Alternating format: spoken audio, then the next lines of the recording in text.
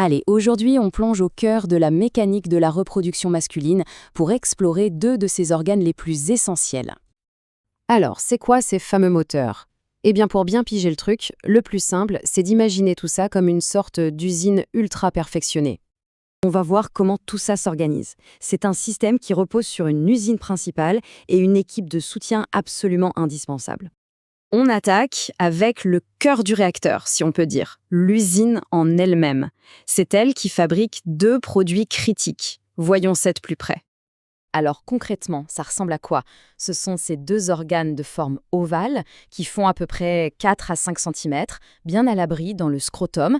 D'ailleurs, leur emplacement, ce n'est pas du tout un hasard, c'est même super important pour qu'ils fonctionnent bien. Et c'est là que ça devient vraiment intéressant. Parce que cette usine, elle a une double casquette. D'un côté, elle fabrique le produit, si on veut, les spermatozoïdes, et de l'autre, elle produit une hormone absolument capitale, la testostérone. Si on pouvait zoomer à l'intérieur, on verrait un truc de fou. C'est un vrai labyrinthe de tubes séminifères. Imaginez ça comme des chaînes de montage. C'est là que les spermatozoïdes sont assemblés. Et tout autour, il y a des cellules ouvrières super spécialisées. Les cellules de Leydig s'occupent de la testostérone et les cellules de Sertoli, leur job, c'est de nourrir et chouchouter les spermatozoïdes pendant qu'ils grandissent. Bon, la production de spermatozoïdes, c'est une chose. Mais cette fameuse testostérone, l'autre produit de l'usine, à quoi elle sert au juste? Elle a son rôle est énorme. C'est elle qui gère le développement de la voie plus grave, la pilosité. C'est elle aussi qui aide à construire et à maintenir les muscles. Elle joue un rôle clé dans la libido. Et surtout, elle est indispensable pour que la production de spermatozoïdes, la spermatogénèse, puisse avoir lieu. Bref, c'est le chef d'orchestre. Ok, donc on a notre usine qui tourne à plein régime. Mais une usine, sans logistique, ça ne sert à rien. Il faut une équipe de soutien. Et c'est là qu'entrent en scène les vésicules séminales. Et regardez un peu leur positionnement. C'est pas un hasard. Elles sont planquées juste derrière la vessie, pile au bon endroit pour se connecter aux canaux qui arrivent des testicules. Vraiment un emplacement stratégique pour intervenir au moment parfait. Alors attention, un chiffre qui peut surprendre.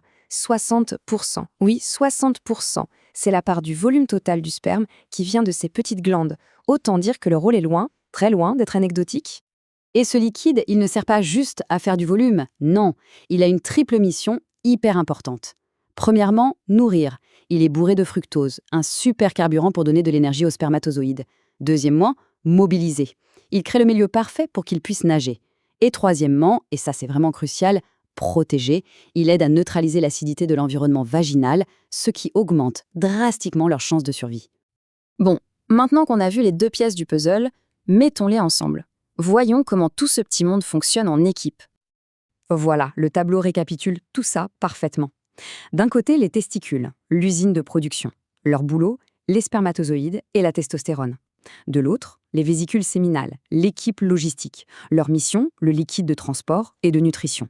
Un duo parfaitement coordonné. Évidemment, un mécanisme aussi complexe, il peut parfois y avoir des ratés. Jetons un œil rapide aux problèmes de santé les plus fréquents. Du côté des testicules, on peut avoir des choses assez sérieuses comme la torsion, les traumatismes ou des infections comme l'orchite. Pour les vésicules séminales, les soucis sont souvent différents. On parle plus d'infection, d'obstruction des petits canaux ou de kystes qui peuvent se former. Et le point clé à retenir ici, c'est que tout ça ne concerne pas uniquement la reproduction. La bonne santé de ces organes est absolument fondamentale pour l'équilibre hormonal de tout le corps, et donc pour le bien-être en général. Ce qui nous amène à une dernière question.